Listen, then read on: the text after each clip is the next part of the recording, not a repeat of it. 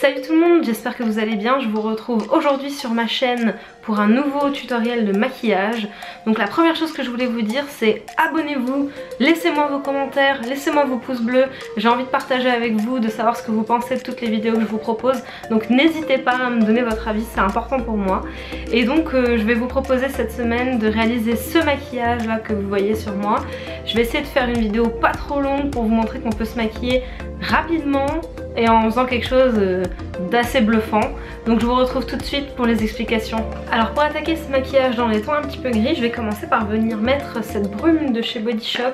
Je vous en avais déjà parlé dans une ancienne vidéo et c'est pour objectif d'hydrater un petit peu la peau parce qu'aujourd'hui j'ai la peau sèche et j'ai pas envie, ça fait de la brume, que du coup le maquillage vienne encore plus assécher ma peau. Donc là ça c'est vraiment pratique, vous pouvez l'utiliser aussi à la fin de votre maquillage pour un petit peu fixer tous vos produits. Que la prochaine étape ça va être l'anti-cerne parce que comme vous voyez chez moi c'est toujours une catastrophe.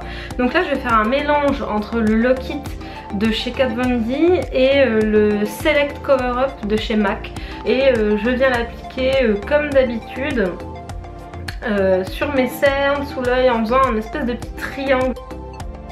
Après je vais venir mettre la bébé crème de chez MAC.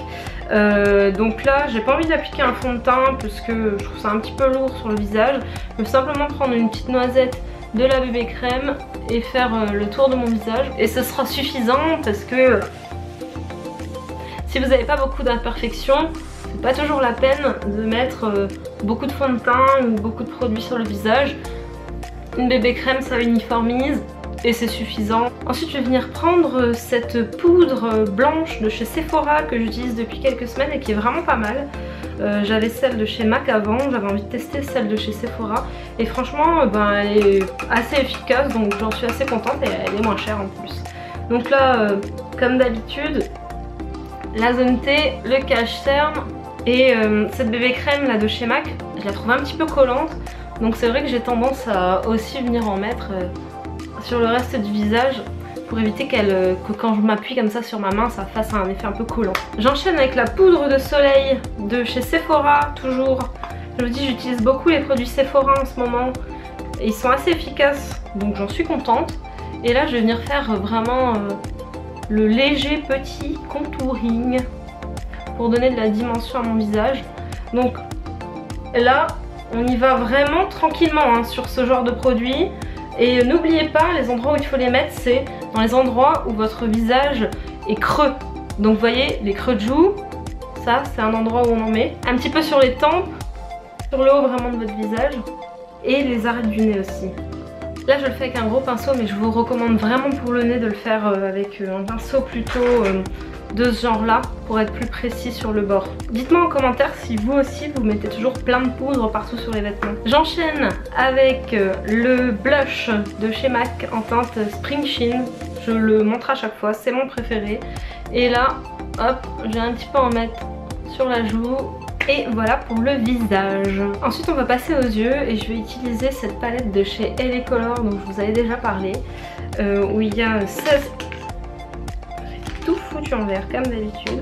Donc où il y a 16 fards différents en plein de couleurs. Et moi je vais utiliser ceux qui sont juste en bas là, les deux gris, qui sont super beaux. Donc pour commencer je vais prendre le plus clair, ils ont pas de nom hein, ces fards, je peux pas vous le dire malheureusement. Le plus clair là, le gris classique en fait. Et donc je vais le mettre sur toute la paupière mobile en fait. Ensuite je vais venir prendre le deuxième gris de cette palette, celui qui est un petit peu plus foncé. Et là je vais l'appliquer juste ici là, au coin externe de l'œil. Et pareil, on va estomper. Dernière petite étape en gardant toujours la même palette, je vais prendre ce blanc qui est assez pigmenté. J'en prends un tout petit peu comme ça dans la palette. Et je vais venir en mettre ici là au creux interne pour, vous voyez, bam, illuminer le regard. Maintenant on va venir passer aux choses un petit peu compliquées avec l'eyeliner. Donc j'utilise en ce moment le feutre Classic Line de chez Sephora qui est très très bien, honnêtement je vous conseille pour débuter les feutres, c'est vraiment pas mal. Vous voyez la pointe, elle est assez fine, elle est assez simple à utiliser. Donc je vous recommande de passer par ça avant d'aller dans le liquide pur pour débuter avec les eyeliners. Donc là je vais venir faire un trait assez discret, pas le grand trait à l'égyptienne, quelque chose d'assez classique.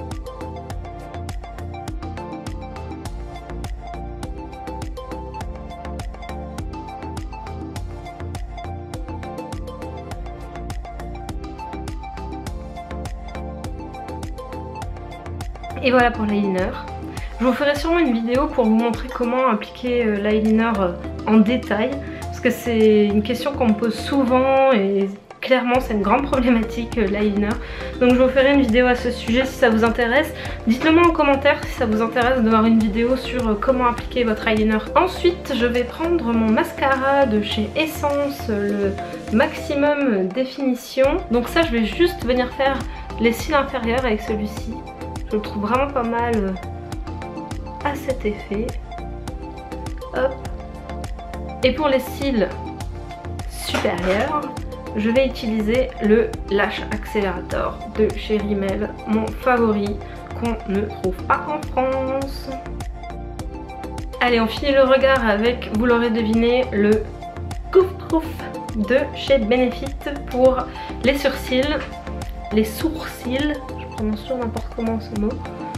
Donc je commence par les brosser, je prends le petit goupillon juste ici et je redessine simplement ma ligne, je fais pas quelque chose de... Je prends mon miroir parce que là je me perds. Donc pas quelque chose de trop voyant, moi j'aime bien quand c'est assez naturel. Vous voyez au final la différence entre les deux sourcils alors que ben si on regarde que comme ça fait très naturel. Mais ça définit carrément plus le regard. Et c'est fini pour les yeux et le teint. Donc maintenant on passe à la dernière étape. Donc la dernière étape avec le rouge à lèvres, je vais utiliser un rouge à lèvres de chez Dior en teinte Mayday 651 qui est un rouge qui n'a pas cette couleur une fois appliqué. Comme d'habitude. Je vous montre le résultat tout de suite. Voilà le résultat. Ça c'est l'envers du décor quand on fait des vidéos YouTube. Et voilà le résultat de ce maquillage gris. Donc j'espère que ça vous plaît. Si c'est le cas, mettez-moi vos pouces bleus, vos commentaires et abonnez-vous à ma chaîne. Et je suis très heureuse de vous retrouver la semaine prochaine pour une nouvelle vidéo. A plus!